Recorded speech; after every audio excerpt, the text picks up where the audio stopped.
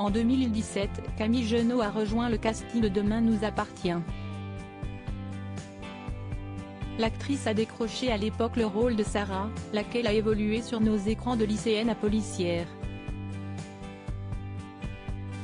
Du côté de sa vie privée, Sarah forme un couple très amoureux avec Roxane, jouée par Raphaël Volkov. Leur duo est même devenu l'un des plus emblématiques de la série quotidienne au fil du temps. Et les choses avancent bien entre ces deux personnages qui se sont dit oui lors d'un épisode et qui ont récemment accueilli leur premier enfant, avec Bart, alias Hector Langevin. Pas de quoi toutefois donner des envies de pouponner à Camille Genot. Pas du tout. Je suis incapable de me projeter dans cette réalité-là. Ça me fait même un peu peur, la perspective d'être maman un jour, a-t-elle reconnu dans Téléstar, dont le dernier numéro est paru le 20 février 2023. La jeune actrice de 26 ans demeure néanmoins très heureuse de pouvoir porter à l'écran une telle histoire. Je suis fière d'incarner ce couple. Ce sont deux femmes mais on ne fait pas toute une histoire. Et puis, quel bonheur d'avoir Raphaël comme partenaire.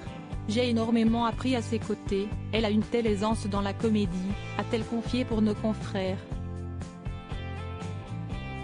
Ce qui est très compliqué pour Camille Genot en jouant Sarah. Camille Genot est d'autant plus reconnaissante d'avoir obtenu le rôle de Sarah dans Demain nous appartient, qu'elle a le sentiment de parler à beaucoup de femmes à travers lui. Lors d'un entretien avec Pure People. Elle révélait en effet recevoir régulièrement des messages de remerciements et autres témoignages. Une vague d'intérêt parfois un peu déboussolante. J'ai eu beaucoup de questions de jeunes femmes qui se demandaient comment faire leur coming out auprès de leur famille.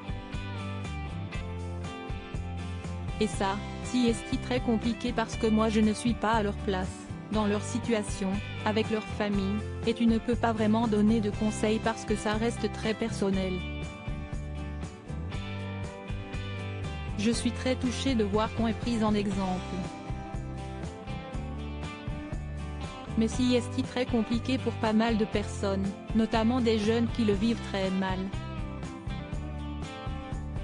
Et je pense qu'il ne faut pas oublier ça non plus, nous déclarait-elle avec empathie.